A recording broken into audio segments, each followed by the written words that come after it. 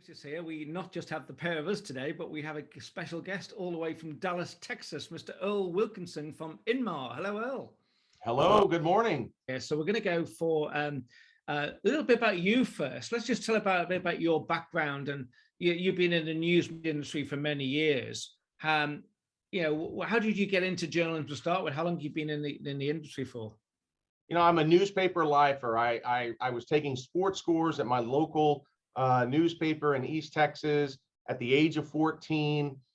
I was a sports editor at 16, working for the Daily and leading a newsroom by 19. And then I moved to Washington, D.C. I wanted to get away from media. I wanted to work in politics. I worked for a Republican and a Democrat, which means I have no morals at all. And I realized I hated it, and found this job with the International News Media Association. And little did I know, 32 years later, I'd be on your show explaining myself. Interesting. So tell us a little bit about the International News Media Association. What's it consist of? How is it structured? So the International News Media Association is a global nonprofit association, really whose mission is to distill best practices to grow audience, revenue, and brand of media companies. We've got about 20,000 members in 83 countries. And, how do we get those best practices out there? How can we learn from each other? We've been around since 1930. We were not founded to promote the cultural and digital transformation of media companies, but de facto, that seems to be our role today. And when you say members, Earl, who are the members, for example, typically? They tend to be legacy media companies. Our background is from the newspaper industry, but increasingly, because of the lines are getting fuzzy among media types, newspapers, magazines, TV broadcasters, radio broadcasters, digital pure plays. We're all kind of landing on that island of digital engagement. Yeah. And I guess in all of those different types of companies you've mentioned, I guess they're all in the same position, as you say, of moving from what is a traditional business into a new digital age, which may or may not involve the traditional and the digital combined. Yeah, it's easy to talk about newspapers. You're talking about print to digital, migrating print audiences and products to digital products and audiences. But frankly, television goes through the same thing. Radio goes through the same thing. Magazines certainly are going through the same thing. So, just sort of, get the word print out of your mind. Just realize everyone starts from, their previous platform, and they're migrating all to digital. And I guess with COVID coming along, that's been a major challenge in the industry, really, for you especially. I mean, what have you seen there? I mean, has that affected the business? I'm not supposed to say this out loud, but the truth is this pandemic has actually accelerated so many positive things at media companies that they were frozen to do. They're going slow. They've got excuses not to do it. And now all of a sudden, full steam ahead on digital subscriptions, full steam ahead on data and product at media companies, full steam ahead of newsrooms taking ownership of this. And no longer afraid to grab the reins of the news business. Yeah. So, but there must have been some challenges amongst all of that too. Yeah, I guess. Yeah, obviously it didn't move in a straight line. I mean, offices closed, for example. Yeah, but it's funny. I remember in March. I'm sure you guys remember March of 2020. And people are just conceptualizing work from home. Can it be done? And literally the next week, everyone had done it. Mm-hmm. It's better than they thought, et cetera. In fact, Mark, interesting, the reverse now is true. We could easily go to working from home and create an infrastructure over 2 years to make that work. The challenge is going back to office work. I mean, what I hear from our members, our media companies, is it'll never go back to the way it was. The idea of full-time in office is just gone. I guess where we are today with a Ukrainian-Russian war on our doorsteps almost. I mean, that must have affected the business madly too. You know, the way I would look at it, the way INMA is looking at it internally is, I think, interesting. I think there's some old issues that are arising. For example, you know, on the advertising side, you know, do I want to be, do I want my advertising associated with, you know, a really tough news story like that? But you know what? On the subscription side, now think about this. On the subscription side, if you can't convert users to subscribers during a war that has massive interest in Europe, how are you going to do it in the good times? So I don't want to say this is an opportunity. I would say that one of the key lessons that we learned at the beginning of COVID that we are learning today, especially in Europe, we were very timid with our paywalls at the beginning of COVID. Oh, no, free and open, keep it open. You had some Germanic publishers said, no, content has value. We're not giving away free food. Why are we giving away free content? I think that Germanic view is very much the consensus view now with the Ukrainian war.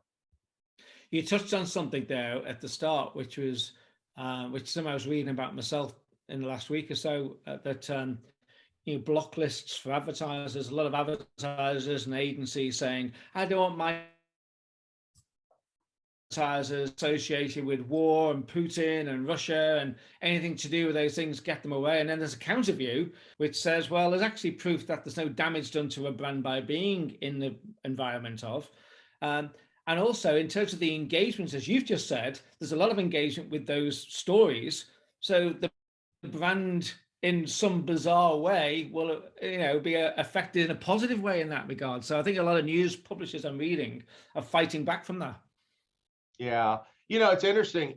You know, a story that I think got underreported in the last year has been, you know, you had COVID, you had Trump, yeah. You know, now you've got Ukraine. One of the things that Trump was bad for a lot of things, but he was good for business. I hate to say it. And when Trump went away, he kind of took all the oxygen out of the room, and website traffic has been down over the last year since he left office. So, you know, I guess this is the new normal moving forward. When we're in a fully digital world and digital subscriptions are our game, then I guess we just surf news event to news event. And that's the way it is. Now, I'm right in saying, Earl, when you were last on the show, you talked about the revenue sources that come to INMA and how INMA is a non-profit association and how it survives on members' revenue in terms of subscription fees by the members and advertising sponsorship through mainly things like live events. And live events, of course, disappeared for the past 2 or 3 years. And what did that mean to you? It was February 29th, 2020. And obviously that's a weird date. So that's why I remembered it. It's the day after our subscription summit in New York. We knew this pandemic was out there, but surely it's not going to be a big deal. And I'm sitting down, I'm getting enough feedback from my board members saying, hey, this thing could be real. And I got so much feedback. I remember sitting in a hotel room in New York, breaking down the numbers. And I said, you know, hypothetically, if all of our live event profitability went away, what does that mean? You know, it meant the overnight disappearance of 1,300% of our profitability. And I mean, I'm getting out the Excel spreadsheets and the calculators. I'm like, can we survive this? Hypothetically. And, you know, the answer was yes. There's no way we can plug that hole entirely. But what we did do that was pretty smart and really helped us transform as an association is not only did we beef up our webinars, not only did we solidify virtual conferences, so we took the live events, made them virtual, but then we launched a masterclass series. And guys, we put a price tag on it. And I look at other organizations in our industry and others, and I would say the phenomenal difference is they just thought the COVID thing would be short term. They just made it free and open. they played a reach game and they absolutely are suffering from it. We now have sort of retrained our members and our audiences that content, whether virtual or in person, has a price tag. It's an important thing to know your history on that and experience on this, because there'll be a lot of people out there listening to this who will be saying, well, we used to do live events of our own. Penny used to do a lot, yourself, and you've pivoted to a sort of virtual world now. So Earl, would you say that people readily accepted having to pay for things which they perhaps they did pay for in the past, but it involved a different experience completely? A lot of virtual stuff seems to be for free. Like, you get a lot of stuff online for free. Did people accept the fact they had to pay for it? I think that, okay, let me answer your question in a different way. What we've learned from COVID is people will pay for packaging, okay? They still want to participate in a conference. They still want to pay for a conference. There's a lot to be said about the conference. I think that in virtual, they are paying for the content purely because there's really no experience. Sponsorships are minimal. What it is teaching me, as we're going to try and reboot one of our events in Copenhagen in September, when we go back to physical, what I have learned from all of this is there's the commodity of content, and it has a price tag on it. But when you get to physical, you're really selling an experience. And if you don't deliver an experience, and I mean sexy venues.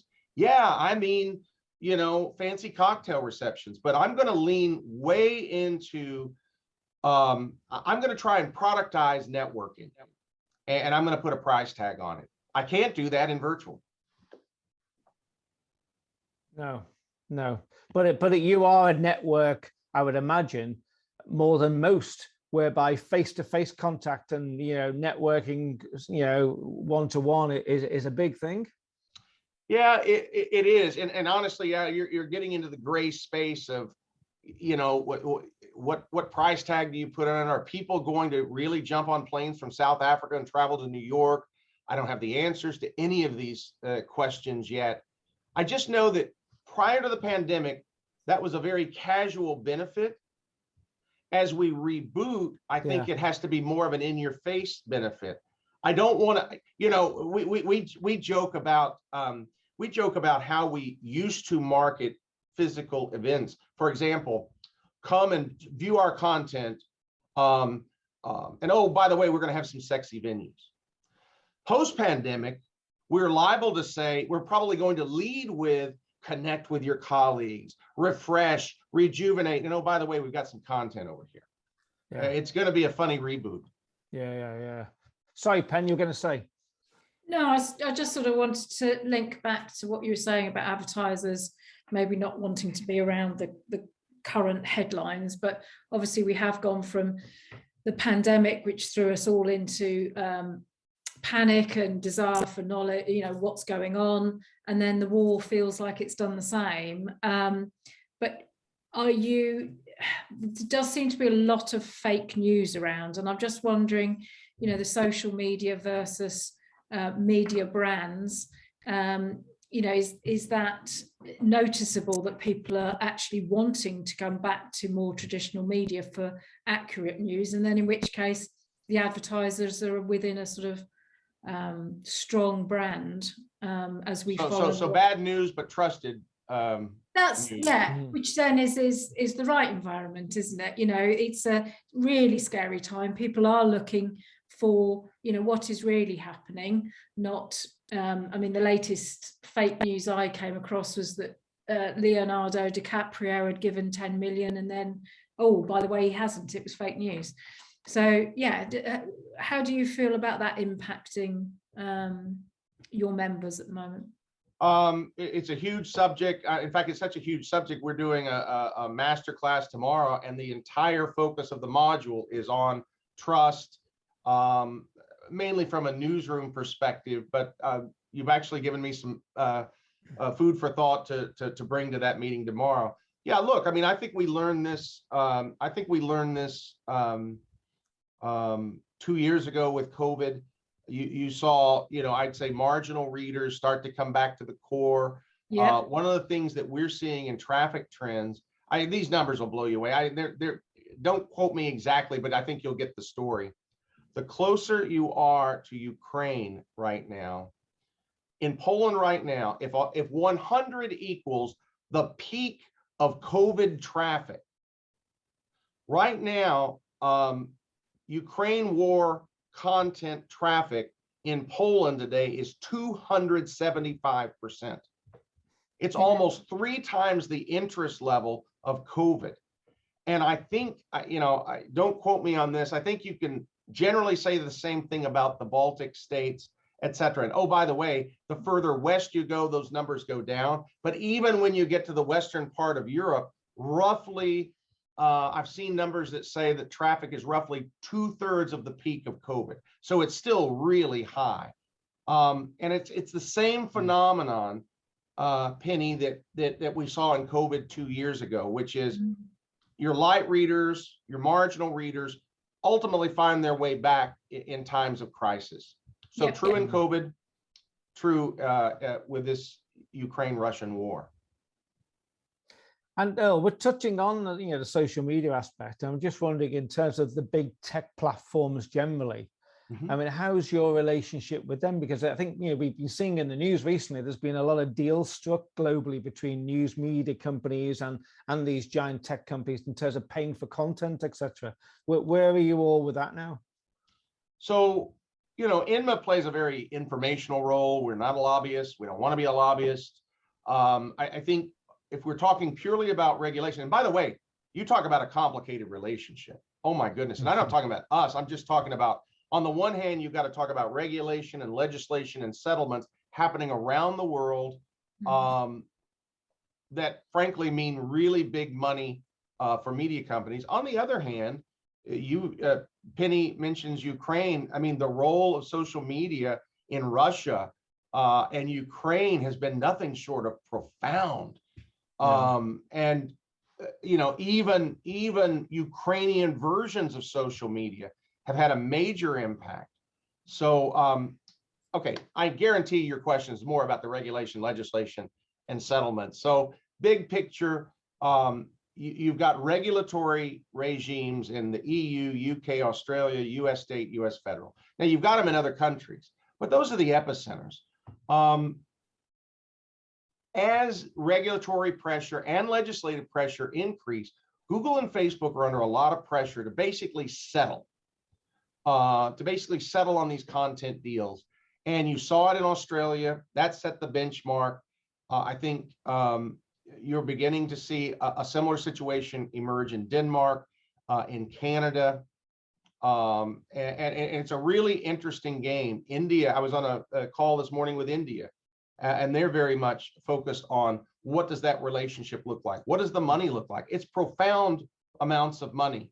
And if you're Google and Facebook, you want to settle as fast as you can. If you're the publishers, you probably want to sit back and let the regulators do the blocking and tackling. But without that regulatory input, it wouldn't have happened. They wouldn't have happened between the publisher and the big tech companies on their own devices.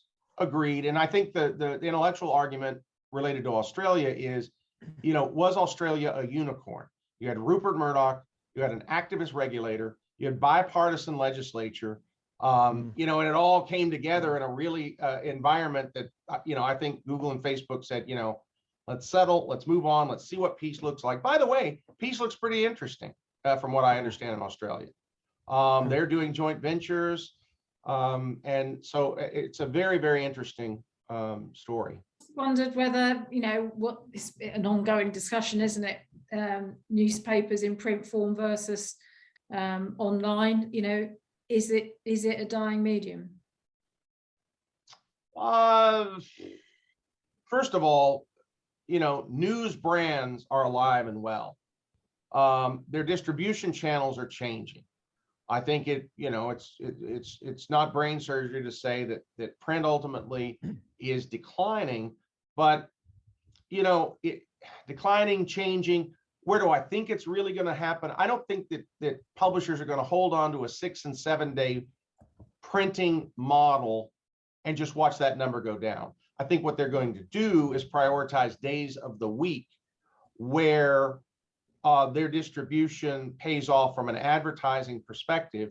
In the United States, there's some really bizarre days. Sunday, Wednesday, historically is grocery advertising day. I can't explain that. That doesn't translate to the UK, but there's probably UK equivalent to that. Days, TV guide for the week. Which day is this? Saturday. Yeah, that's right. Okay. Well, one of the days that I keep hearing in the States is Friday because people are preparing for the weekend. Yeah. You know, they're organizing themselves. So I think there's smart conversations about where print fits and, you know, how that works moving forward. I was going to say people's way they work has changed. You know, you're saying about people went and worked from home and then that's not gone away. In this country, people now, the Friday is a Thursday. One of my clients who's a pub chain said, Thursday now is the new Friday. Fridays are dead in the city. It's all about Thursday because people are doing 4-day weeks or certainly working from home on a Friday. Penny, you've just given me breaking news. I'm writing that down. So look, I think we can lament. You asked me 5 years ago the trajectory of print, and my body language kind of goes, you know, down. You ask about it today, and I just think it's not irrelevant. It's very relevant if media companies have not invested in digital and subscriptions and product and data. But I think a lot of these companies have, and even in the UK today, when I look at the groups, they've made the investments. And I think print is, you know, every day becoming a secondary partner to the overall news brand experience. So Earl, if print is shrinking, should we say, but still important, what about digital? Is that monetizing well now? Well, it depends on the beginning. If you're trying to compare it to easy money walking in the front door like classified advertising 20 years ago, you're never going to get to that. I think what you're getting used to, I think media companies are getting used to, is just the new normal. So they're no longer making that a point of comparison, and they are locking in. Here's what programmatic advertising gives for me. Here's how I could hypothetically get into e-commerce. Here is hypothetically how we get into subscriptions. Subscriptions really are, I think, the key for most publishers, not all publishers. I mean, I do understand those who have phenomenal reach and they can make a go at that. But, you know, I heard an owner of an American newspaper say to me, he says, you know, I don't mind the scale going up and down, but at some point, if it ever gets to a point where it's not big J journalism, that what we're doing isn't funding big J journalism, he said, I'm out. And that really hasn't happened. It's not quite what it used to be, but I really do believe that the playbook is with us. I think we've got a path forward. Now it's about optimizing that new playbook. Yeah. And also during this period, we've seen, I mean, it was accelerating anyway, but I think accelerating even more, the shift to mobile. And, you know, I've been banging about this for years, and suddenly it's taken a pandemic for everyone to get on board in a bizarre sort of way. But do you think news media companies are grasping this in this seismic shift to now to being a mobile first organization, perhaps? Yeah, and, you know, the numbers differ. You know, in most B2C news brands, you know, I think the majority of traffic now is driven from mobile. It's not universally true. I mean, I think that there's some, I'll give you an example, financial newspapers, that's not true. Financial newspapers are desktop driven, old guys like me, a lot of times reading. So, but generally speaking, you know, sports news brands are, good God, they're 80-90% mobile driven. And again, Mark, I would just say it's just part of the new normal. It's not even a point of discussion. If you're a B2C brand, generally speaking, you have to be mobile first. Yeah, but I guess that means a big shift in how your company runs, from your newsrooms through to your advertising people to whoever, in terms of the focus and how the processes work internally. Yeah, I mean, that's absolutely. But I also think that for the big companies, they're already there. I mean, that was, Mark, there Yeah. was at the end of our World Congress last May, one of our moderators made the point. He said, guys, we've got the playbook. 3 years ago, we didn't have the playbook. I mean, it really is about subscriptions, product, data is the busiest intersection in media today. And whether it's a mobile app, a website, a desktop driven website, or frankly, a print newspaper, if you've got those three things and you're optimizing those and you're hiring for those and you're retaining good talent to drive that, the distribution vehicle is almost secondary to that point. Which I guess is what I was getting to really, is that those exact things matter, and the same concepts applies if you're a small or medium size enterprise to a big media company. The same rules apply in terms of how you should be focusing and be shifting your business. Well, the one thing I would say about that is, the big guys have got this, right? I mean, the big brands, they're on it. I think the groups of news organizations have mostly got it. Scale, processes centralized, they've got it. The ones that worry me are the independently owned companies. These guys, and I intersect with them. They can be as big as metropolitan dailies. They can be as small as hyper local newspapers. Their problem is they can't focus. They've got two big bets a year. You look at these groups and these big companies, and they're operating across 20 different pies. I just worry about the independently owned companies, and I just wonder how long they can be independent without scale to execute across subscription, product, and data. And Earl, what has INMA got up its sleeve for the rest of this year? Well, I think the big things, I've hinted about it in this interview. We've sort of reorganized ourselves during this pandemic around big subjects, digital subscriptions, product, data, advertising, newsrooms, and the relationship with big tech platforms. And how do you operate that? And that's kind of the bones of who and what we are these days. Can we answer the question of where print fits in a multimedia advertising world?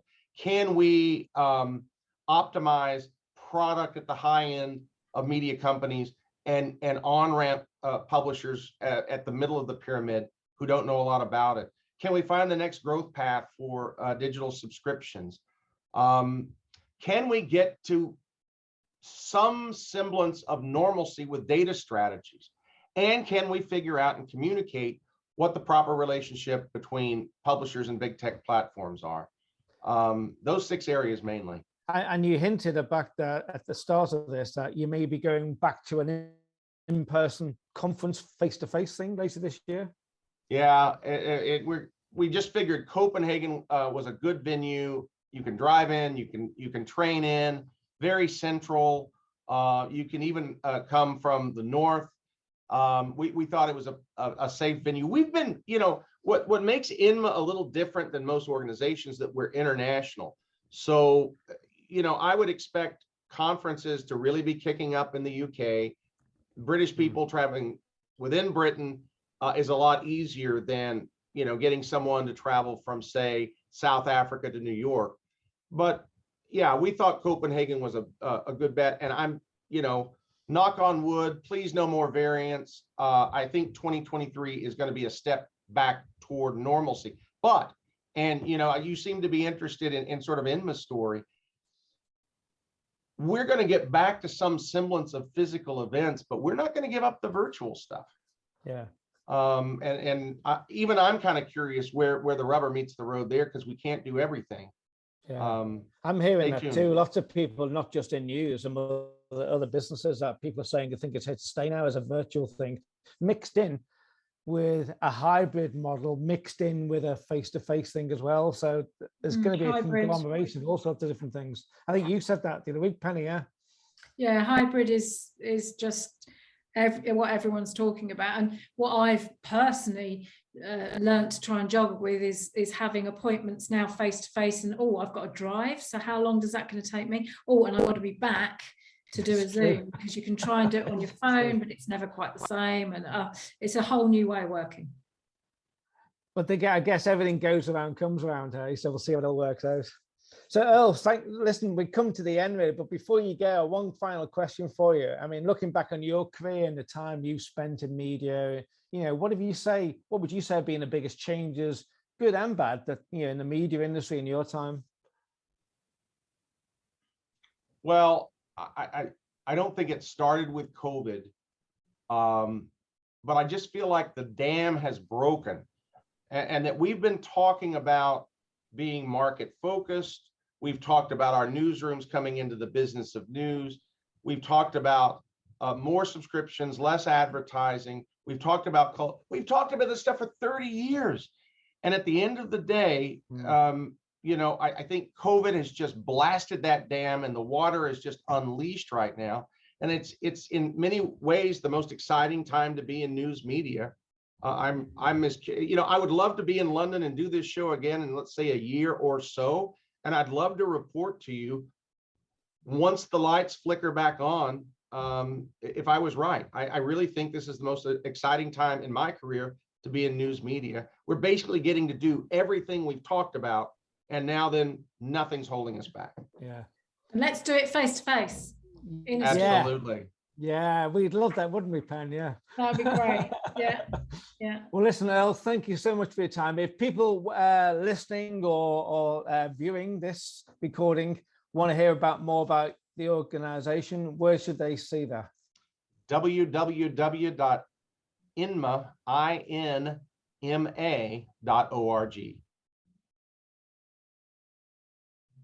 Perfect. Thank you. Listen, thank you for your time, and thanks for giving up some of your morning, because I know you're a busy guy. We really appreciate that. It's great to see you. And as Penny said, we'll see you in the flesh soon, hopefully. See you soon. Thanks for now, Earl. Stay safe. Bye for now.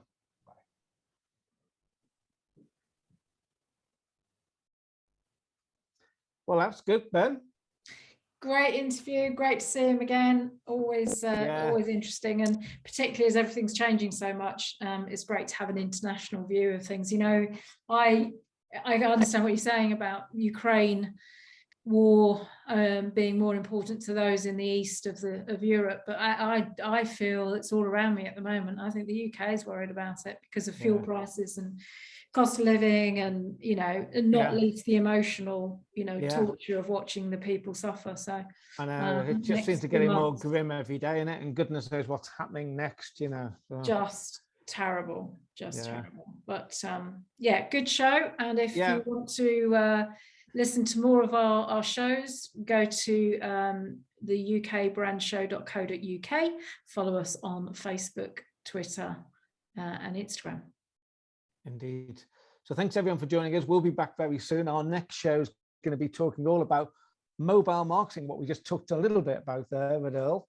And we're going to be talking about the top 10 things which you should know about how you should target audiences using mobile, which I think is relevant for everyone, no matter what size your business. So thanks for joining us, and we'll see you again soon. Bye for now. See you soon. Bye.